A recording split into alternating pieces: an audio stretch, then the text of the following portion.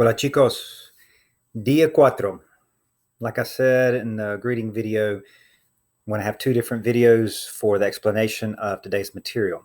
We're looking at the present tense of AR verbs.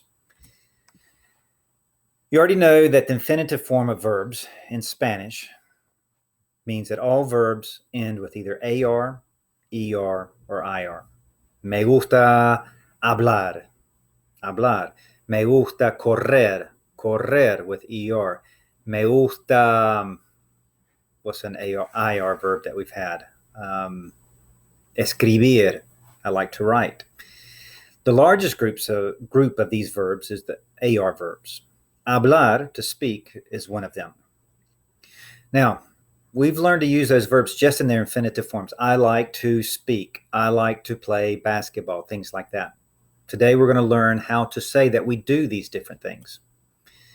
To create forms, the different forms of the AR verbs, most AR verbs, you drop the AR from the verb, such as hablar, and you leave the stem. So for hablar, you drop off the AR, and you're left with HABL.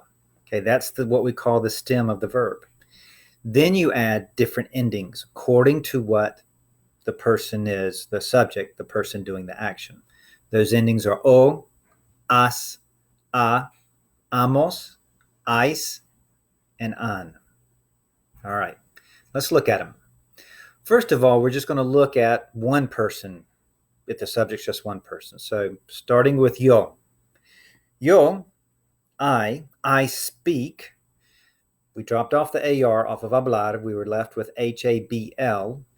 And then the ending is going to be O. Yo hablo. I speak. Yo hablo español. I speak Spanish. So with yo, the ending on the verb is going to be O. With tú, the ending is going to be AS. So once more, we start with the stem, HABL, then add the AS. Tú hablas inglés. You speak English. And then if your subject is usted, or él, or ella, or Juan, or Luisa, all of those subjects are going to use the same ending, which is an A. So how would I say you speak Spanish? Using usted with you, it'd be usted habla español. Same thing with he speaks Spanish. Él habla español. Ella habla español. Juan habla español. Luisa habla español. Now, I'm not sure if this makes sense to you right now, but let's look at a verb in English. To be. I blank tall. Henry blank tall. Elizabeth and I blank tall. If I had this as a multiple or a matching quiz, I tall, which one would it be? It'd be C.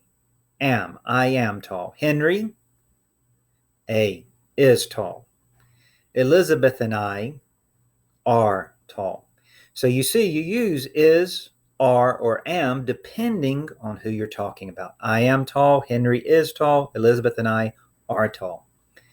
Now, the thing with English is that with most verbs, they use the same form for different subjects. For example, to play. I play basketball. Play. You play basketball. Same verb form. We play basketball. It's all the same. Mark plays basketball. So it does change, but not that much, just with Mark, which would be third person singular. Or even if you say they play basketball.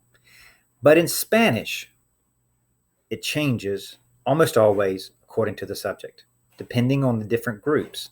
So once more, we're just talking about individuals, one single person. So yo hablo, tú hablas, then usted, él, ella, Juan, Luisa, if it's one person, third person, or usted, it'd be habla. Yo hablo inglés, tú hablas español. Juan habla francés, ella habla inglés. An important thing, though, to realize is that usted and tú, even though they both mean you, use different endings. Tú uses the AS ending, tú estudias mucho, and usted uses the A ending. Usted estudia mucho. We'll continue in a minute.